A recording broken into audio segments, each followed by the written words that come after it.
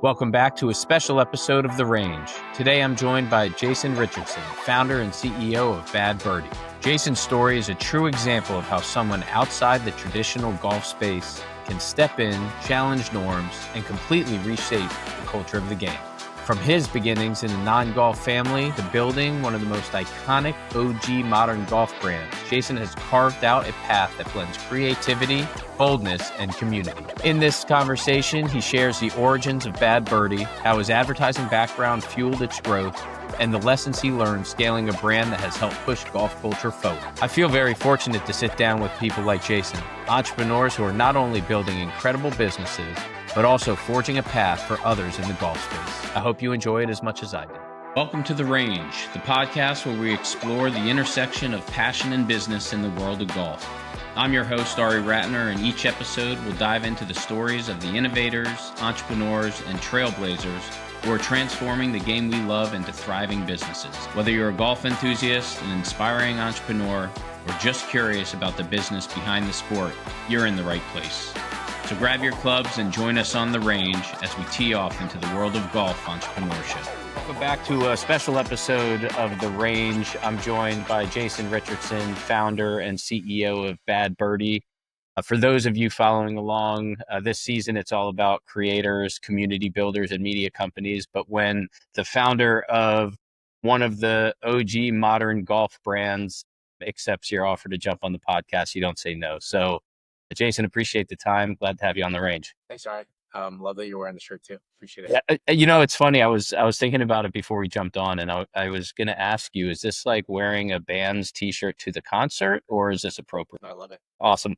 Well, before we jump into the story behind Bad Birdie, would love to give the audience a sense of your connection to the sport itself, and when you first picked up the sticks, and when you started to play the game. Yeah, so I grew up in Scottsdale, Arizona, in a non-golf family. I was around golf a lot, but it was always kind of talked about as, I think, the stuffy kind of rich people golf kind of culture that I think Bad Birdie is very anti, or trying to look at it a different way.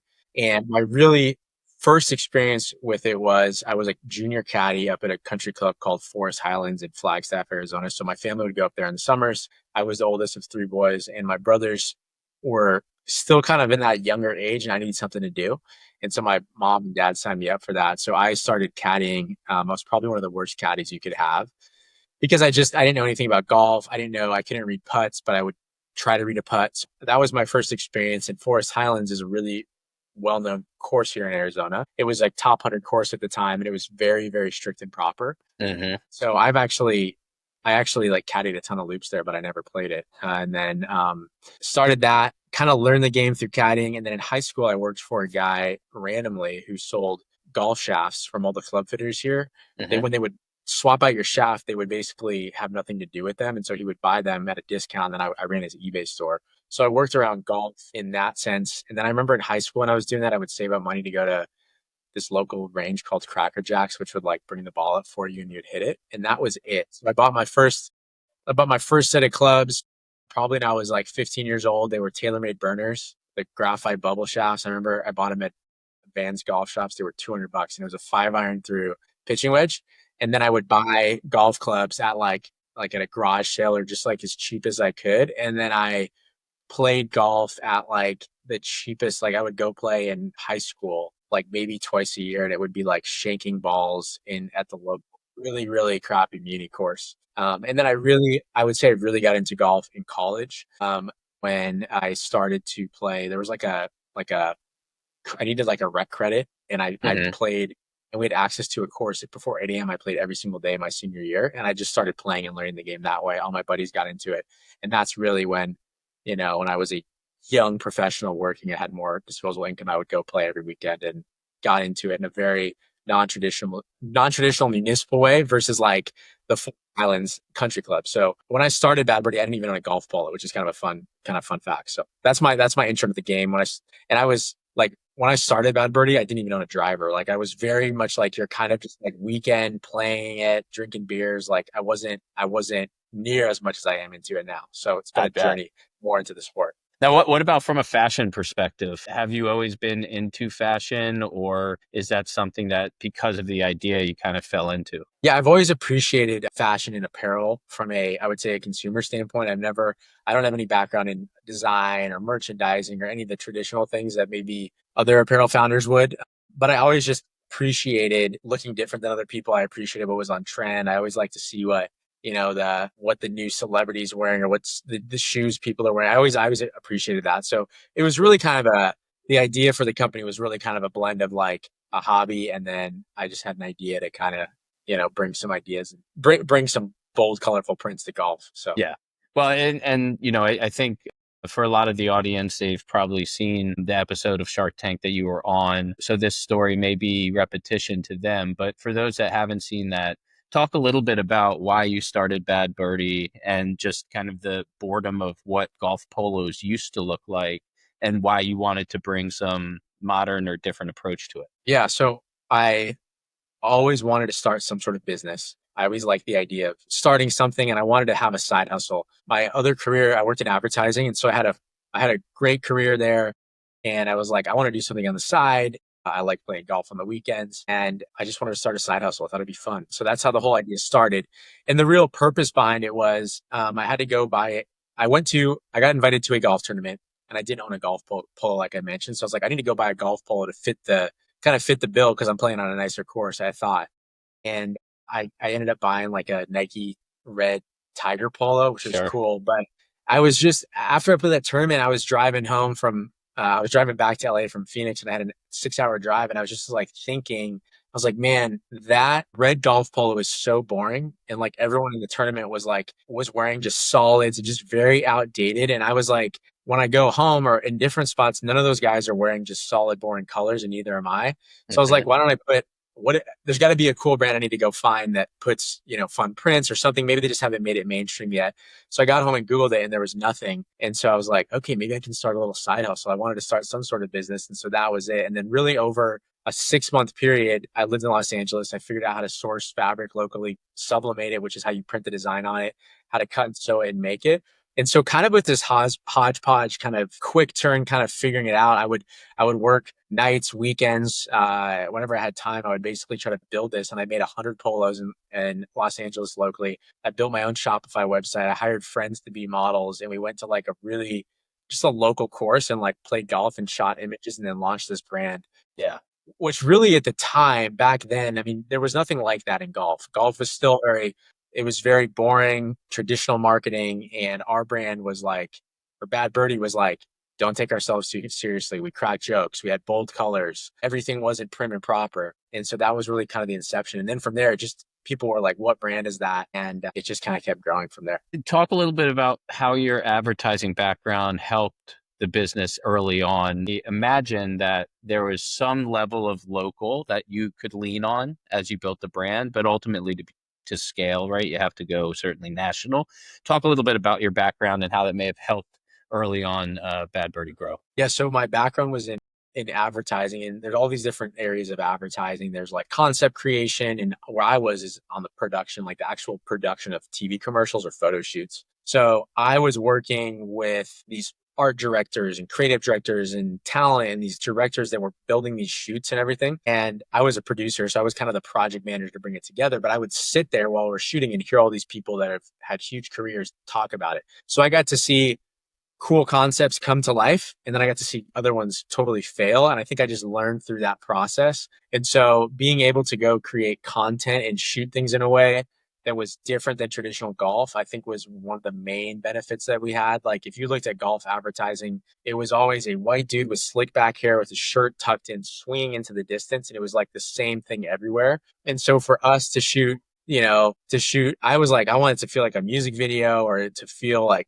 different and moving, cameras moving, and there's music and different things, just not so proper. I think that really at the time felt very different. Now that's very commonplace in golf, but at the time no one had really done that. So I think I learned, and I got to work on a lot of I worked a lot with Nike back in the day. So I got to see this cool performance brand execute at a high level. And I Mhm. was like, I'm kind of take some of those trade secrets, hopefully for Bad Birdie on a on a much smaller kind of execution.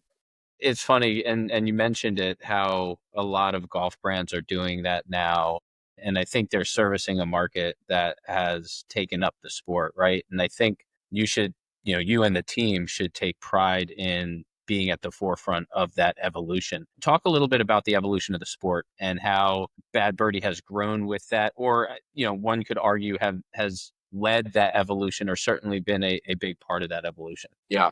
Yeah. I mean, the sport has evolved so much. When we started it, it was still very traditional, but you started seeing, like, I remember, one of the ways that we grew it is I started sending it to, there started to get the Instagram influencers started happening.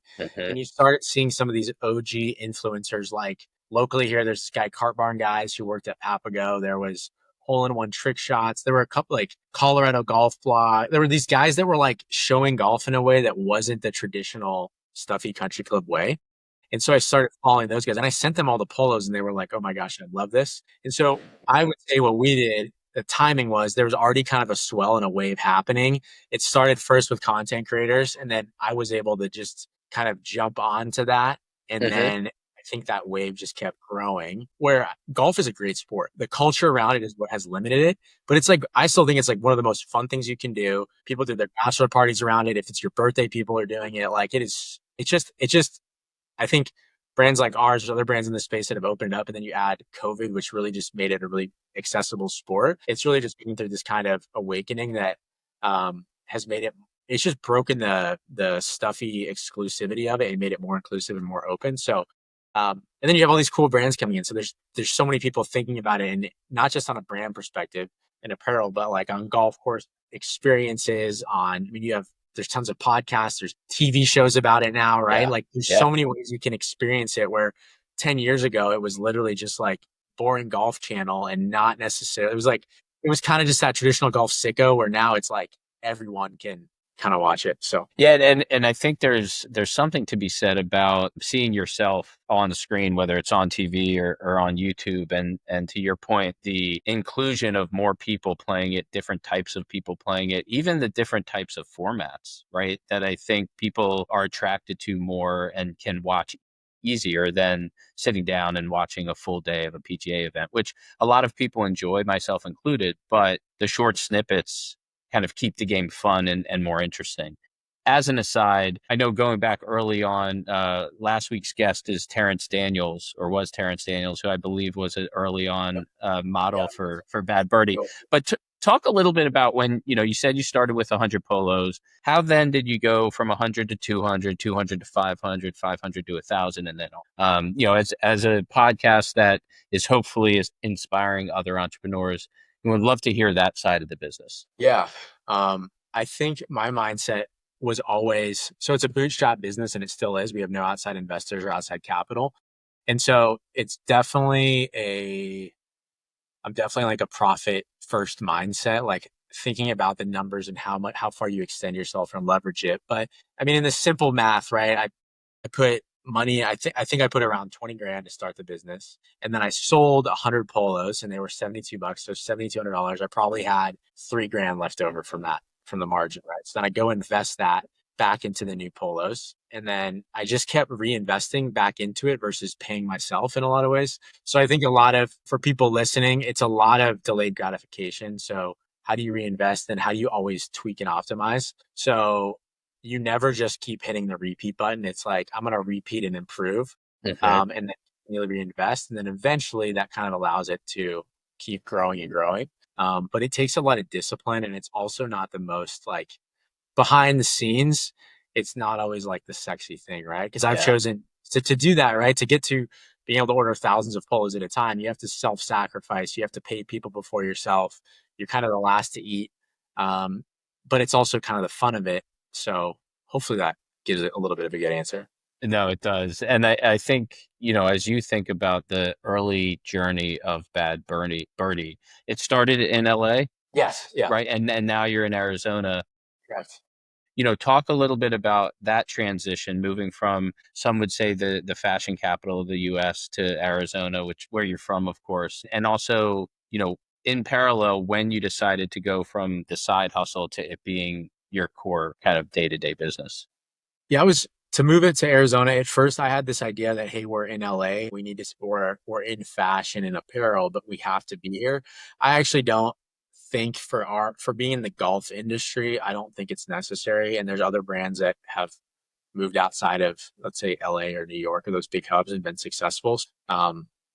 I kind of got over that a little bit and was like, hey, we'll test it out. And we moved out here. We only had one employee when we moved out here. We've been able to hire and find and recruit people. We're in a great city for people that want to golf. We're in a great Hmm. spot to live. And there's way better tax benefits, right? So just from a financial perspective, it made way more sense to move here. And I think that when we used to manufacture in Los Angeles, but then when we started going overseas, it didn't really matter where we were. So that was a big learning. And, at first I was like, we moved here and we kept our warehouse in LA. And then now our warehouse is in Nevada and we're here. And so we don't have to really operate out of Los Angeles at all anymore. Then how to move it from side hustle to full time was your question. Yeah.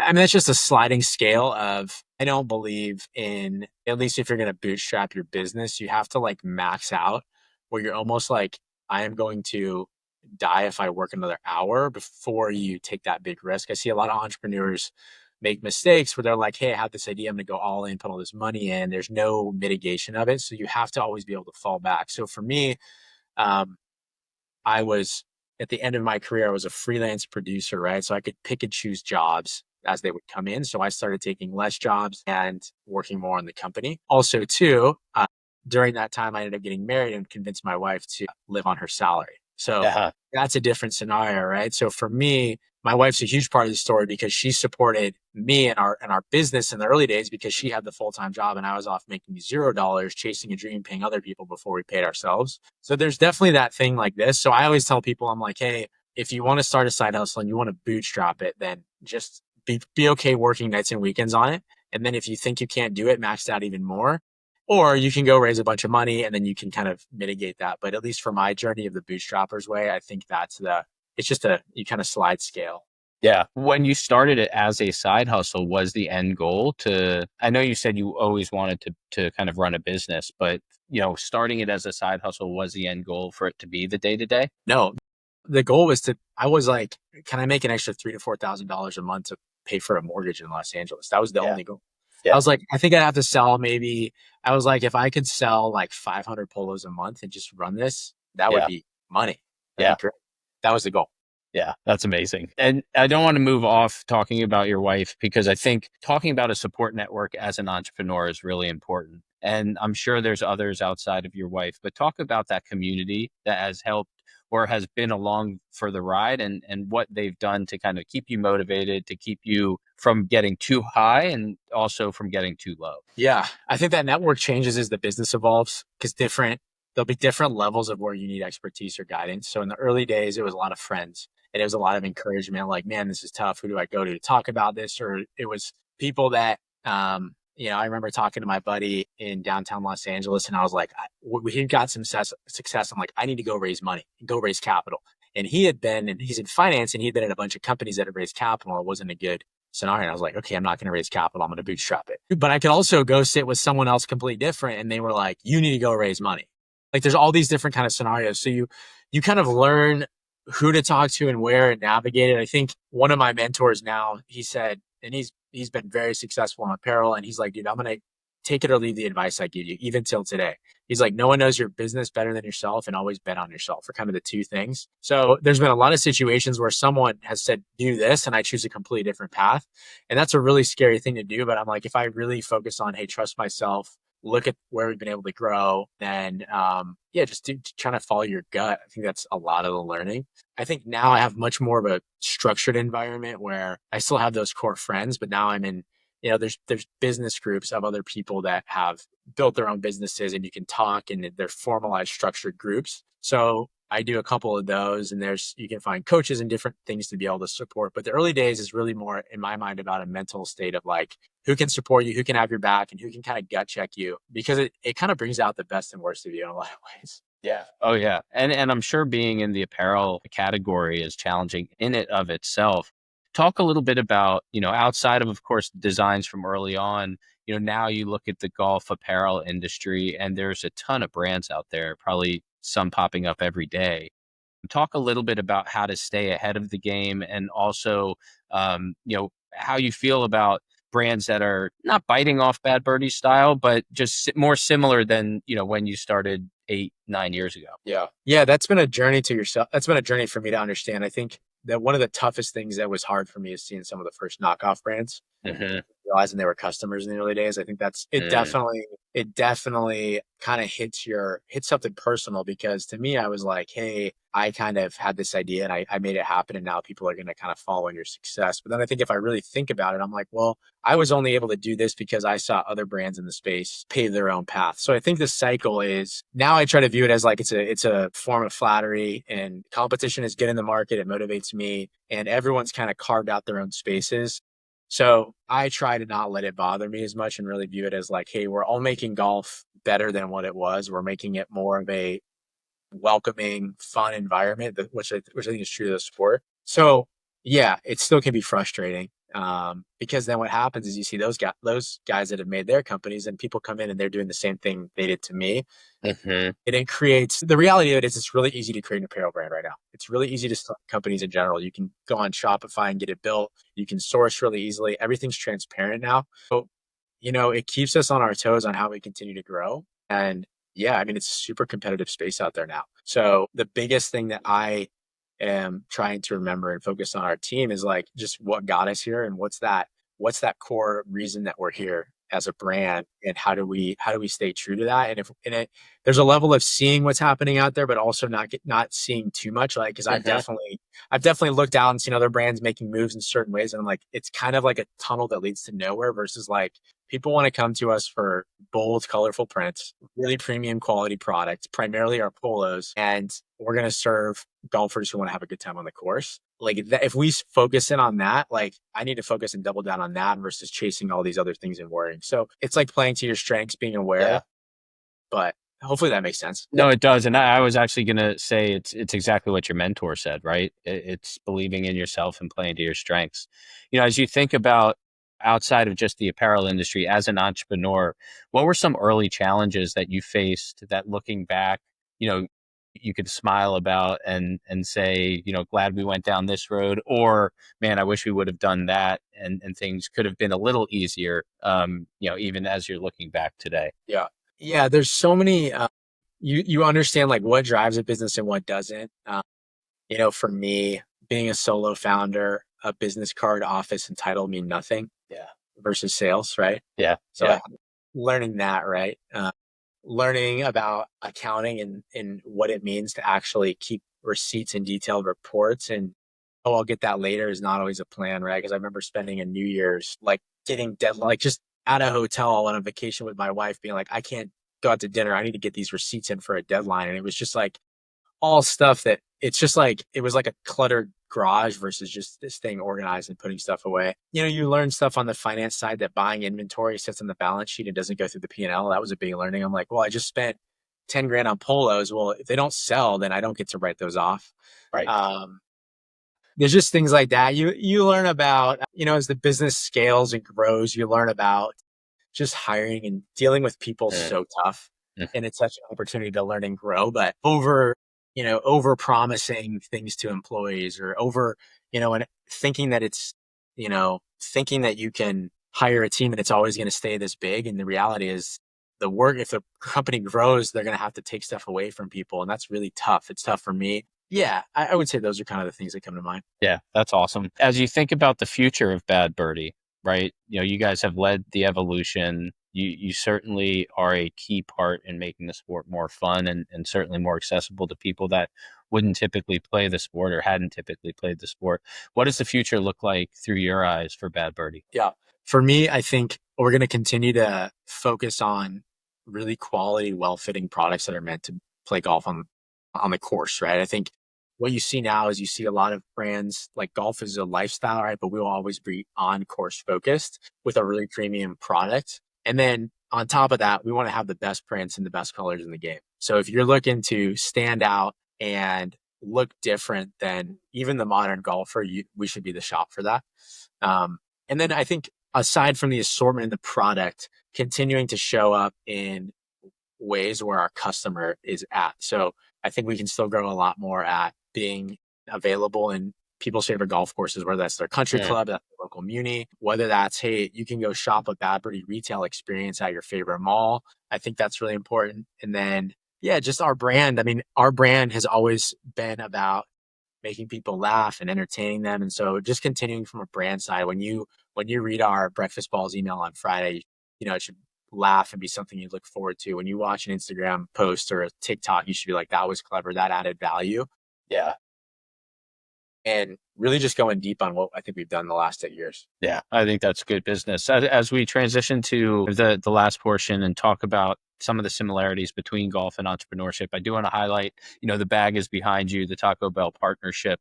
Talk a little bit about how that came about, and to your point, about, I think the conversation we earlier about how Bad Birdie stands out amongst the crowd in apparel is staying true to itself. So talk a little bit about that partnership, how it came about, and why Taco Bell Bad Birdie makes sense. Yeah, so Taco Bell has been an amazing partner. We just did a invitational where we gave an exemption to a high school boy to go play on the PGA Tour for a tournament, and then the same thing for a girl. She's going to go play on a LPGA Tour exemption. And it was a 1 day match play event, high stakes, high fun. Had a lot of cool content creators and great athletes out there. We had it was a really fun experience. And in a way that normally those events take a week to do and they're boring and the kids don't get, we try to make them feel like stars. So why Taco Bell? They contacted us about a year ago, and in a world of hamburgers and fast food, right, Taco Bell stands out. And they are one of the best marketers in the world. Their brand slogan is Live Moss, which is very similar to us in a lot of ways. They're doing things different. They're having fun, being bold. Yeah, they just reached out. They're like, hey, we're really passionate about golf. This golf bag, they used to sponsor some players and be a little more active in golf. So that's a new initiative for them. And they're fans of our brand and we're fans of them. And we're like, let's dream what we can do. And really a year later, we just were like, what's kind of the craziest, coolest thing we can do. So that they've been a great partner. And yeah, hopefully we can continue to do that. That's awesome. And I love the collab, the gear that you guys have designed. As you think about the sport and entrepreneurship, talk a little bit about some of the similarities you see as a golfer as well as a business owner. Yeah, I try to use metaphors all the time. It helps me think about it. I mean, you're golf, right? Every golf swing can be perfected and you have to play to your strengths and improve on your weaknesses. And so that happens in business. So we always are like, hey, play from the hole back, right? The best golfers don't just hit the ball in the fairway. They're playing from the hole back. You make the smart shot when you hit in the rough because you will hit the rough, and then you got to know when to take one of our sayings we say is we didn't come here to lay up, right? So we got to know when to take those big swings and go for it and take that risk. We also have to know, hey, when is the smart shot and like, let's walk out of here with a par. And so, yeah, I mean, it's business is like golf. You're chasing perfection and you will never get it. And you'll have streaks where it's really hot and you just have a couple of times where you can't get it off the tee. And it's really about perseverance because there's a lot of times in business and being an entrepreneur where you're like, I'd rather give up. It's a lot easier to give up.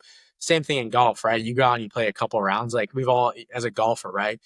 We have those rounds where you're like, I never want to touch a golf club again. Yeah. But then you get that one good shot or you think about it and you're like, you know what? I can become better. It's the same thing in business.